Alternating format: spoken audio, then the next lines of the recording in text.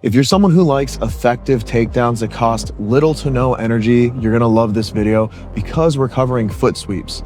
Now, the problem is not a lot of people know how to do them. They give up on them very easily, and that's just because it's technical. But once you learn the technique, it's so worth the effort. So we're gonna keep this very short, very simple, and very easy. Let's dive in.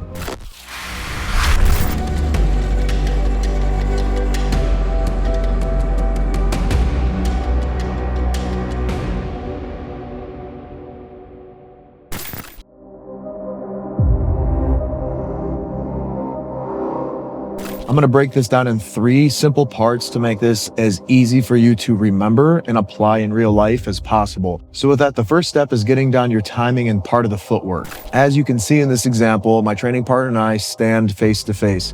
I grab her outside lapel with my right hand and the gi fabric on her other elbow. And she can actually get a similar grip on me. Now that we're attached, I'm going to walk forward and she's going to walk backwards. What I want you to do is if you're walking forward, you are the attacker. So you're looking for the foot sweep, but we need to get the timing down first. So as you can see here, my right foot steps, her left foot goes backwards. My left foot steps, her right foot goes backwards. What I want you to do is imagine there's a metal rod connecting your right ankle to her left ankle and your left ankle to her right ankle. So if I step forward with my right foot, it forces her left foot back. This is the kind of mental imagery I want you to use so that you can get the timing down really effectively. Now, all we're going to do is walk forward and backwards, forward and backwards. And all I'm doing is watching for the timing of her foot hitting the ground. Now remember, if a foot is placed on the ground and there's weight on it, it's gonna be very hard to sweep.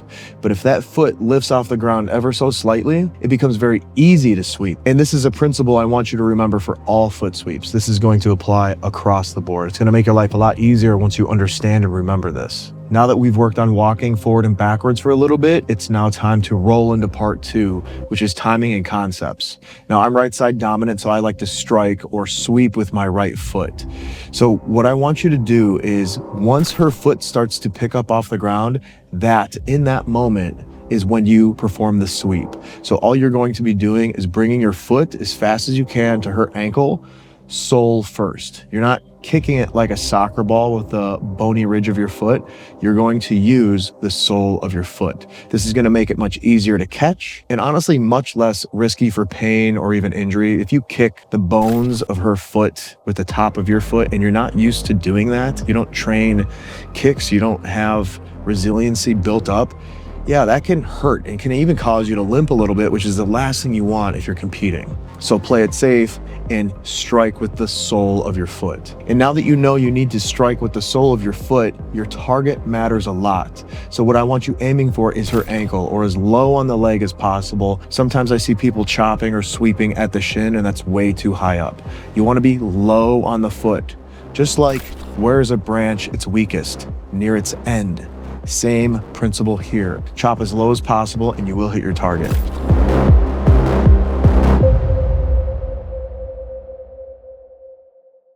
And I just want to take a second to give my sponsor, X Martial, a shout out. On the mats, you've got seconds to react and sometimes even less. You train for hours to move with precision.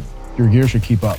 X Martial makes high quality, high performance no-gi gear. The fit is clean and the material durable, breathable, and built for battle. One thing I can't stand about certain no-gi brands is how quickly the material falls apart and how quickly the designs wash away. Literally every single one of my rash guards that I own from X Martial has stood the test of time. I've been training Jiu Jitsu for 9 years and I still have rash guards that look brand new. And since we're talking about the designs, they're original, they're unique, they help you look good. If you're gonna go compete and you don't feel you look your best, you think that's helping you in your performance, you wanna go out and feel good about the person that you've built. And no-gi attire definitely helps with that. So if you want to look as good as me and probably even better, get over to xmartial.com and grab yourself some gear. I know you'd be happy you did. Look good, feel sharp, roll hard. Let's get back to the video.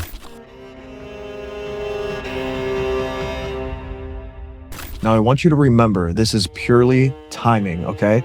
If I wait for her foot to be up in the air, or almost on the ground, I've waited too long. I'm never gonna be able to get my foot to her ankle in time to hit the sweep because her foot will already be on the ground with weight on it. And like we already discussed, we're not gonna be able to hit a foot sweep from there. So I want you to think about it like this. You launch your attack as she's preparing to move her foot, right? In your mind, it almost seems like you're kicking too early, but by the time you get your foot to their ankle, her foot will be in the air, which is right when you want to catch it. And this is a big reason why so many people struggle with this, because they're waiting for the visual cue. They're waiting to see the foot in the air. You've waited too long. You've waited too long. You have to strike at the second that foot begins to lift off the ground. You don't need to see it. You know it because you have the timing, which we learned in the walking drill.